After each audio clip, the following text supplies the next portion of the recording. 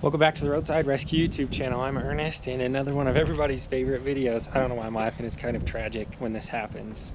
I think I just get excited because I love the mystery.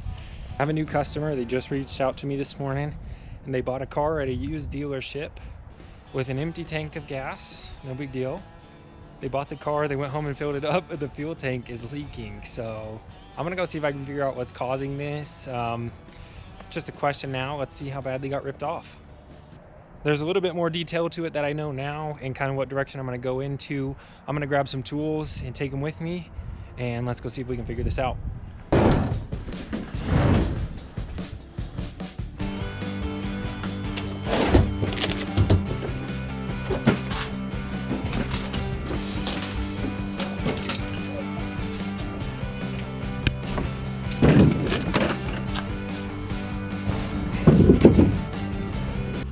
Alright, so I drove across town real quick. I just got out here with this guy and we're going to see what's wrong with his car. I brought an inspection camera and a fuel pump removal kit in case I need to get down deep and find the problem.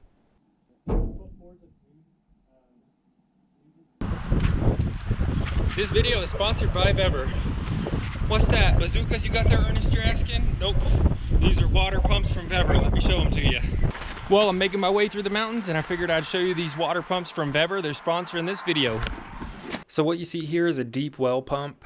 These deep well pumps are stainless steel and super high quality. They're really heavy duty, and trust me when I say heavy duty, they're really heavy, which is always an indication that they're made with good quality materials. Like everything from Vevor, the materials feel top quality. I grew up with a well. These are the kinds of pumps you send down a well to send up water. And trust me, when it comes to that, having a good quality pump is the first thing I recommend. Now that's not the only thing you can do with them. When I was a teenager, me and some buddies made a huge water slide down a hill with one of these. And I'm going to keep these around in case I make a wildlife pond one day. So if this looks like something you're interested in, check out the links in the description and the pinned comment.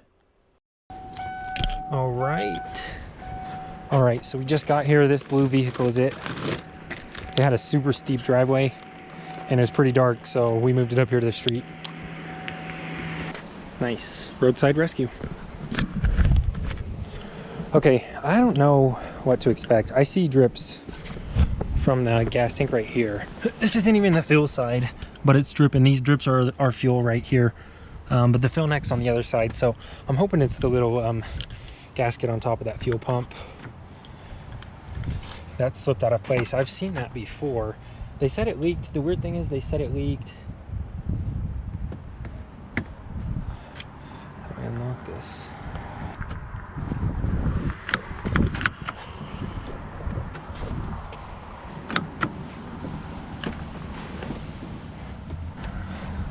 So they said it leaked when they bought it. It was empty. They filled it up and it leaked at the fuel pump, which sometimes means it's that fuel neck, especially when it's full and starts to leak.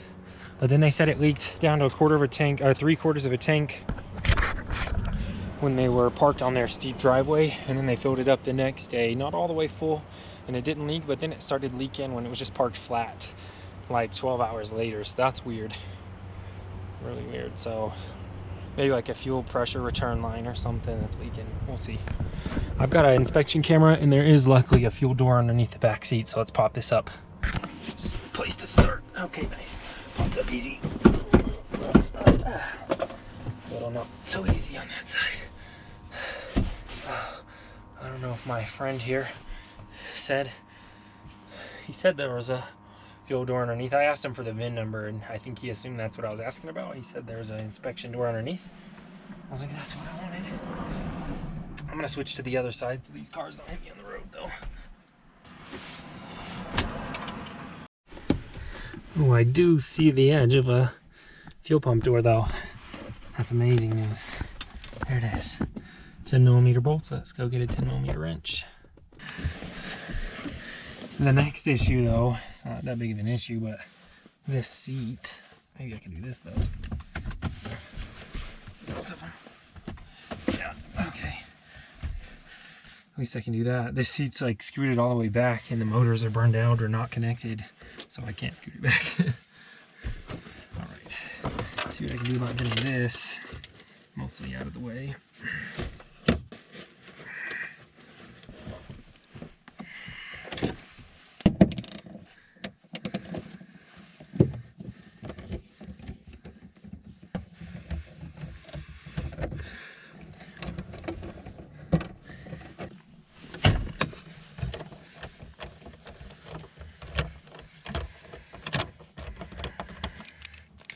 Okay. Let's take that off. Ooh, there's gas. That's kind of what I was hoping to see, because that's telling me that that's the leak right there. Although, I don't know if I want to mess with that when it's completely full like that. I think I'm gonna have to tell them we're gonna have to replace that whole gasket. All right, well, I'm gonna put this cover back on and let the customer know what I found.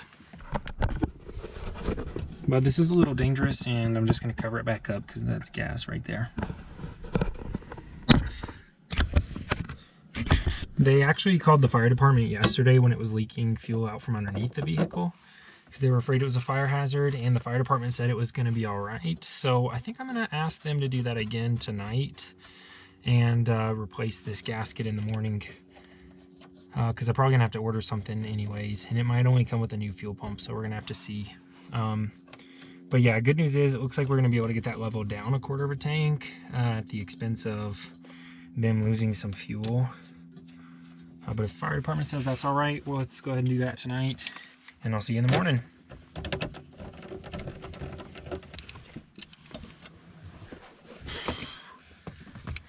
All right.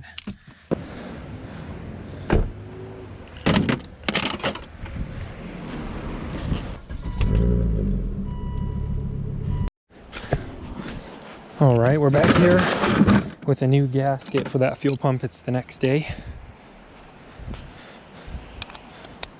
That gasket's already in the car. I just got that back seat out again. And the gasket's over there on top of those rags in case there's any more fuel up on top of that tank. Don't suspect there will be. I'll put it like there was last time, but if it came from higher up and I'm mistaken, then it may be puddled up there still. It's been pretty cold outside. I don't think it might not have all evaporated. One way to find out. Ooh. All right, let's get these nuts in a safe spot. Yeah, good enough. Let's get this off. That fuel's gone, so that's what I was thinking, is that would be empty when this was a little bit lower. It is. So let's dry this up. I can clean this up a little bit now, and I should be able to move this out of the way and replace that gasket. It looks like that's going to be the issue. Oh, what a clip that is. I don't know how I'm going to be able to dissect that without breaking it, but we'll try. Should have brought my Milwaukee fan to blow these fumes out. It's alright, it won't be here long. Alright, I think I see how to do that. Let's give it a try. That. Yeah, got it. Okay, fuel pump plug is disconnected, so I'm not too worried about starting a fire there. There's no other potential wires right here. Everything's covered.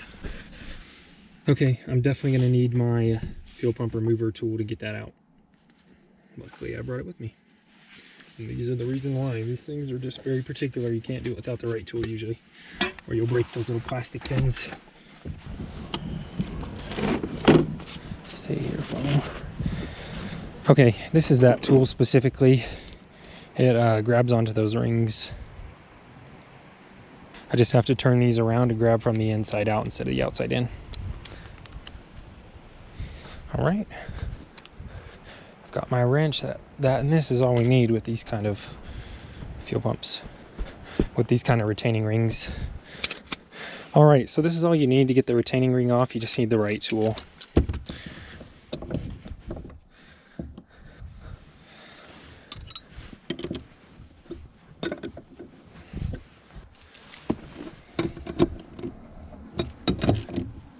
All right, I've got that in place and tightened down.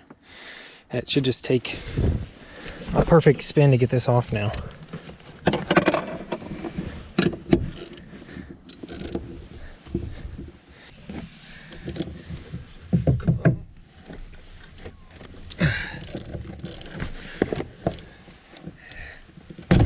it goes. Nice. I think that did it. Yep, sweet.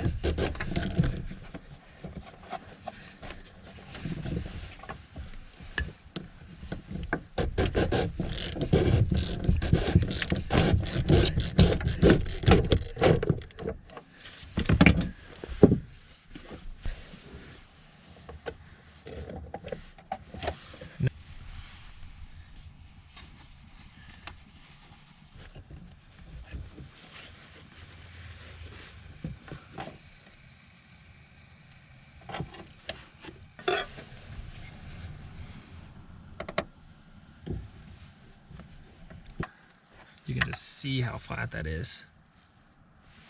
Slip that new one into place here.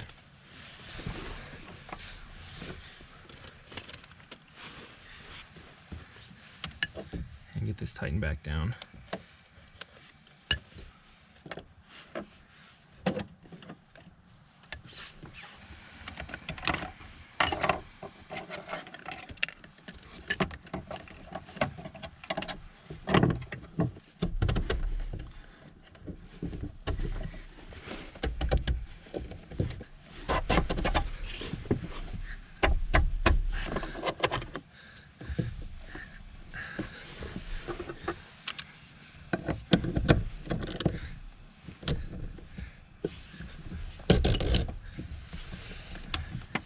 The new gasket's in place.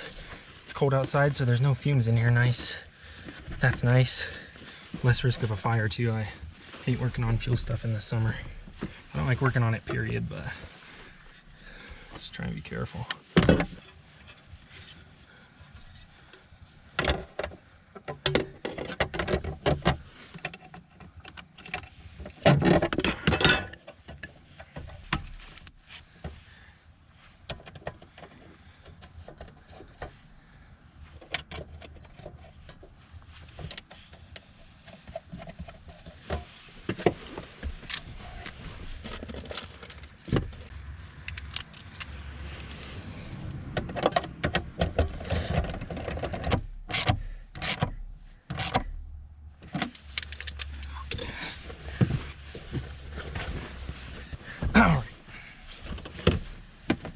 Place. Top. And let's get out of here. Like a ghost. Ouch.